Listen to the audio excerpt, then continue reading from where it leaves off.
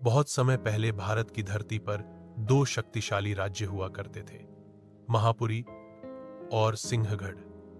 महापुरी का राजा था वीरेंद्र देव, जो वीर, चतुर और महत्वाकांक्षी था।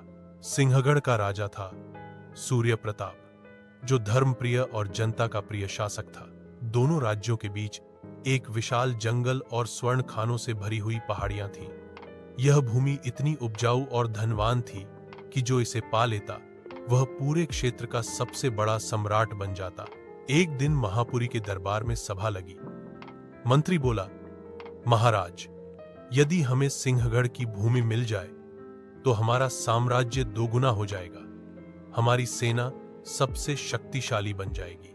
वीरेंद्र देव की आंखों में महत्वाकांक्षा की चमक आ गई। उसने कहा, हम सिंहगढ़ पर विजय प्राप्त करेंगे।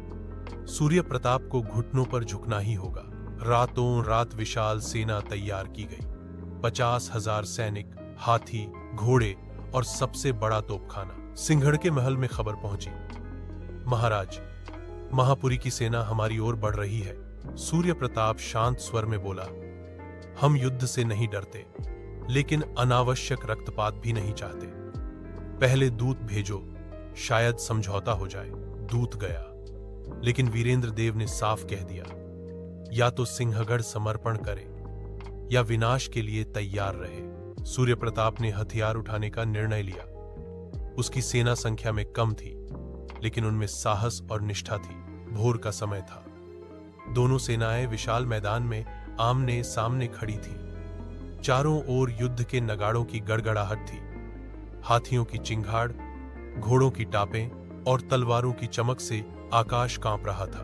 वीरेंद्र देव अपनी सोने जड़ी बख्तरबंद पोशाक में हाथी पर सवार था। उसने गर्जना की, आगे बढ़ो, सिंहगढ़ को राख में बदल दो। सिंहगढ़ की सेना भी गरजी, जय सिंहगढ़। भाले, तलवारें, तीरों की बौछार से मैदान लहूलुहान हो गया। हाथियों ने घोड़ों को कुचला, तलवारें ढालों से टकराई और योद्धाओं के युद्ध घोष से धरती थर्रा उठी। अंतिम निर्णायक क्षण। 3 दिन तक युद्ध चला। दोनों ओर हजारों सैनिक मारे गए। आखिरकार वीरेंद्र देव और सूर्य प्रताप आमने सामने आए।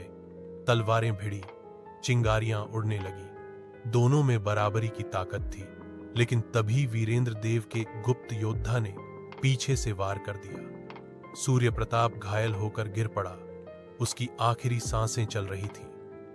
उसने कहा, वीरेंद्र, याद रखना, राजाओं की महत्वाकांक्षा के कारण जनता का खून बहता है। न्याय से बड़ा कोई साम्राज्य नहीं। सूर्य प्रताप की मौत के साथ सिंहगढ़ का पतन हो गया।